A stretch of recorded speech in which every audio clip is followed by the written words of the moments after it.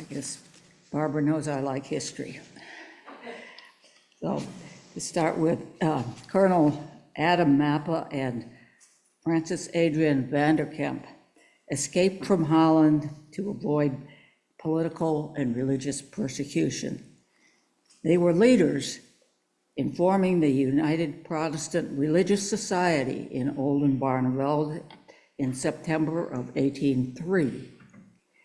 3 years later, the Articles of Association were formulated in which the church name was designated as the Reformed Christian Church. There were no doctrinal requirements for membership. No questions were asked regarding a person's individual beliefs. Only the quality of good moral character was insisted upon.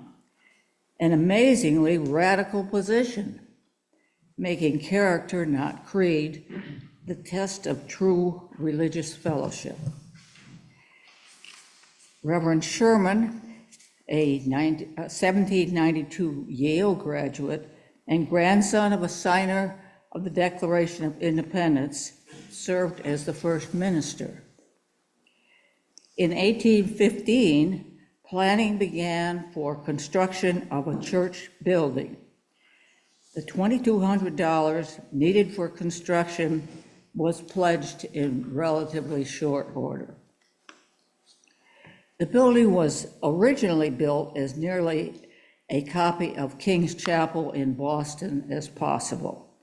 There were 3 aisles rather than the present 2, and the pulpit was high enough to make one's neck ache to look up at the speaker.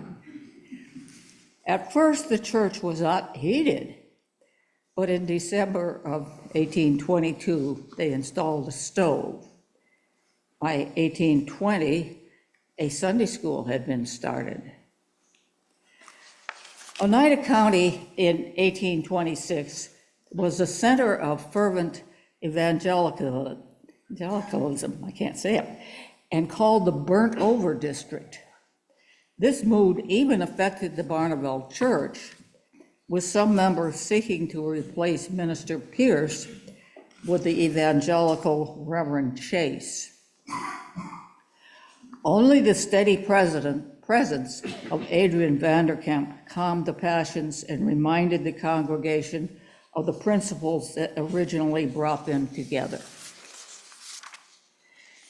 At the time of construction, free seats or pews in Protestant churches were unheard of. In 1844, though, the need for inclusiveness was recognized and pew proprietorship was eliminated. The center aisle and columns were removed and the pulpit lowered. In the 1960s, our church name was changed from Reformed Christian Church to the Unitarian Church of Barneveld. Again in the 1960s and in the early 1990s, substantial renovations were made. In 1997, a bathroom and stairs to reach it were finally installed. Before that, we gratefully accepted the use of facilities across the street in George and Jessie Landecker's home. Since the turn of the millennium, we've become ADA compliant and made the lower level into a functional room.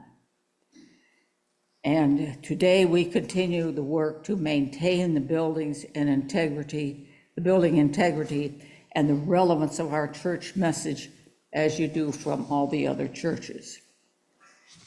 On this day, we welcome you to pilgrimage, a tradition which began over 100 years ago. We are pleased to gather with the Unitarian Universalist churches of the Mohawk Valley Cluster and those of you who hail from elsewhere.